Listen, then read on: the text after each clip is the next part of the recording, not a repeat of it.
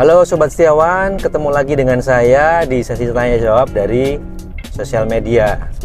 Nah, kali ini saya akan bahas pertanyaan-pertanyaan dari teman-teman di sosial media yang sudah kami rangkum, di mana pertanyaan itu sebenarnya sering juga ditanyakan sama customer kita di bengkel. Nah, apa saja? Yuk kita simak sama-sama.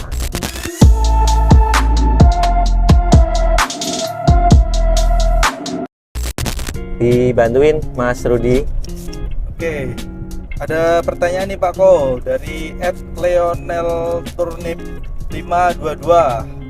Setir kalau didiemin tetap miring karena kontur pembuatan jalan memang seperti itu.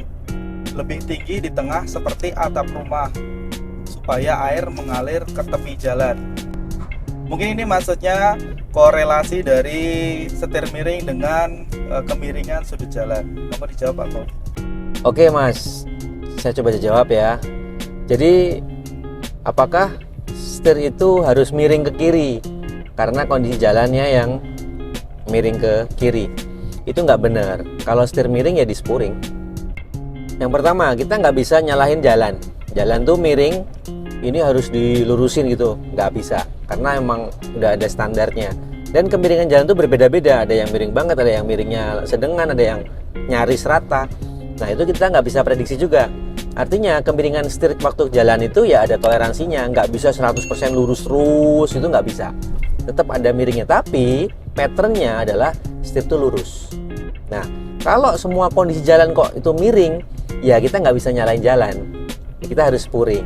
Kalau sudah spuring berkali-kali tetap miring, nih yang kedua, jangan-jangan kemiringan setir teknisi yang melakukan spuring dengan kemiringan setir Anda itu berbeda.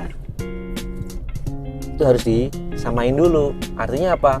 Mas, ngomong aja ke bengkel spuring, misalnya di tempat kami nih, Mas, kemiringan setirnya saya seperti ini.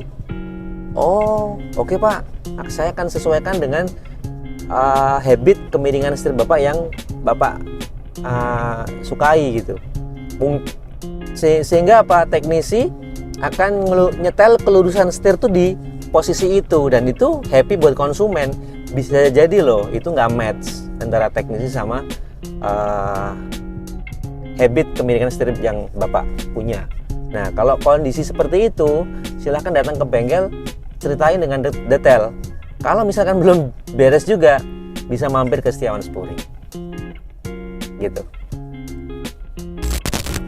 Lanjut ke pertanyaan 2 dari @edis4567. Apa benar ya Om, jika ban yang sudah diisi cairan anti bocor nggak bisa dibalancing? Terus gimana solusinya ya?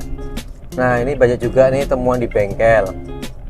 Ya tentu, ban yang sudah diisi dengan cairan anti bocor itu biasanya bikin setirnya getar.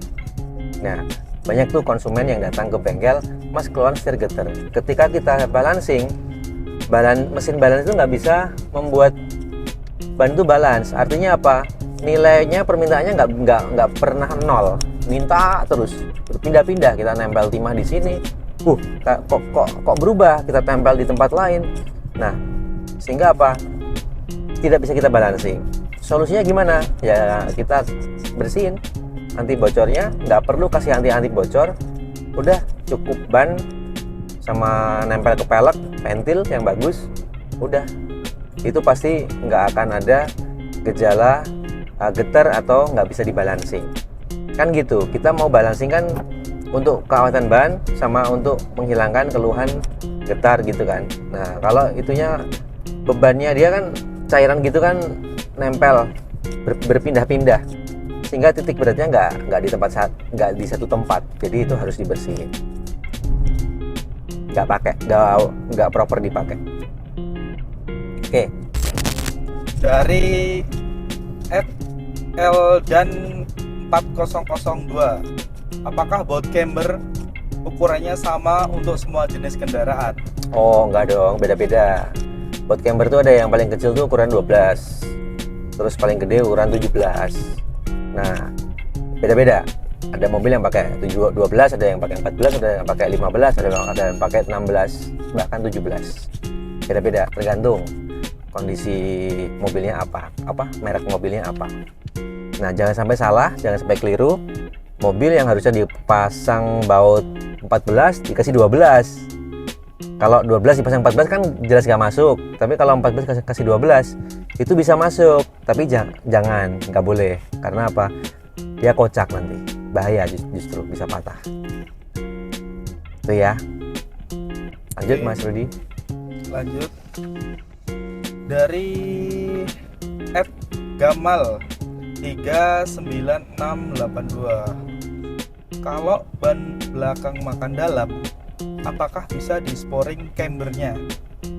Nah, ini saya harus tahu nih, ini mobil apa gitu. Karena nggak semua mobil bisa di-sporing yang di bagian belakang. Contohnya Avanza belakang kan pakai gardan, pakai axle rigid gitu.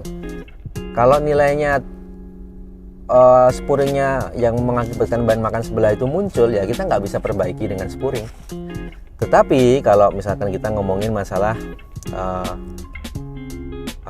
Camry atau Civic, itu kita bisa. At least ada tambahan camber kit. Agya, Yaris, ada tambahan camber kitnya, itu kita bisa. Nah, makanya ini tergantung mobilnya. Dan ngomongin masalah ban aus bagian belakang, itu perlu kita pahami juga. Karena gini, kadang-kadang kita cek nih, mobil itu punya konsumen ban belakangnya aus dalam, mobilnya Avanza. Kita cek data sporingnya bagus, ya artinya yang belakang itu harusnya nggak bikin ban makan sebelah. Ternyata ban itu operan dari depan. Ban depan diganti baru, yang ban depan yang aus itu dipindah ke belakang. Dia ngomongnya ban belakang aus. Nah, itu juga nggak benar. Karena kalau case itu berarti yang bikin makan sebelah adalah dari as roda depan. Nah, kalau itu ya tinggal di sporing aja yang di bagian depannya yang bermasalah. Kebanyakan faktor utama kerusakan ban itu yang pertama dari sudut toe-nya, yang kedua dari cambernya. Camber itu justru bikin ausnya ban itu nggak jahat. Yang jahat adalah sudut toe-nya karena kasar dia. Gitu. Itu ya. Jadi ini mungkin saya bisa lebih jawab lebih detail lagi kalau disampaikan ini mobilnya apa gitu. Boleh main ke bengkel, nanti kita jelasin biar lebih detail. Oke, selanjutnya Mas Rudi. Oke, selanjutnya dari Rino, dari @rino19495. Mobil BMW ganti velg kok di sporing nggak sembuh-sembuh bang? Nah, ini keluhannya apa ya? Nggak ngomongin keluhannya berarti ya. Nah, gini, BMW ya. Ini saya coba berangan-angan gitu. Mobil BMW ganti velg, biasanya nih diceperin nih, velgnya ganti gede, ET-nya atau offset velgnya juga dibikin lebih keluar, artinya lebih minus, lebih kecil dibanding aslinya. Nah, sejauh mana custom mobilnya ini dilakukan? Karena kalau kita melakukan sporing berdasarkan data spek original, sedangkan kondisi mobilnya sudah di custom ini itu dan sebagainya, itu bisa mengakibatkan feel nyetir mobilnya itu nggak enak loh. Jadi kalau mobilnya udah di custom ya kita nggak bisa pakai data aslinya, karena kalau di BMW itu kan ada yang misalkan seri 3 ya, misalkan yang sering itu E46,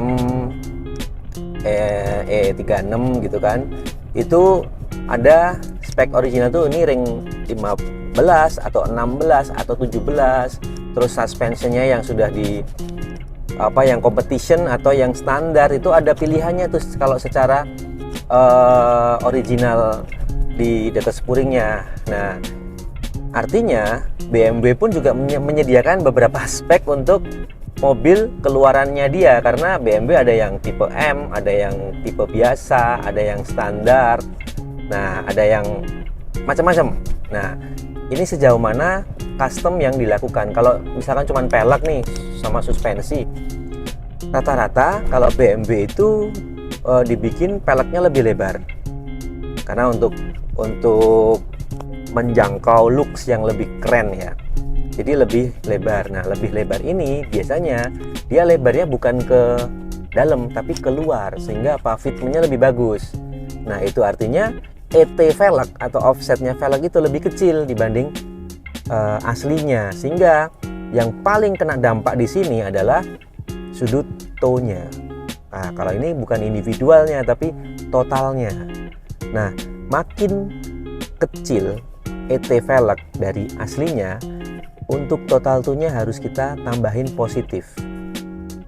Kalau enggak, setir itu enggak anteng. Setir di kecepatan 120 itu kayak berasa kayak kurang apa ya, kurang stiff, kurang mantep gitu dia ada kecepatan tinggi. Bukan geter, bukan miring atau apa gitu, bukan, tapi apa ya, rasanya itu kayak ampang, kayak kurang traksi gitu.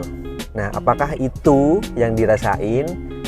Ya, ini saya cuman membayangkan sih dari pengalaman-pengalaman yang pernah saya dapetin, kebanyakan sih di situ itu. Semoga menjawab.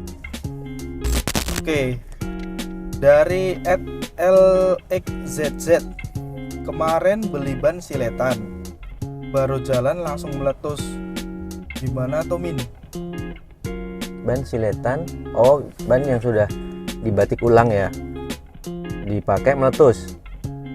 Ya wajar, siapa yang bisa kasih warranty ban udah nggak layak dibatik atau disilet aman gitu?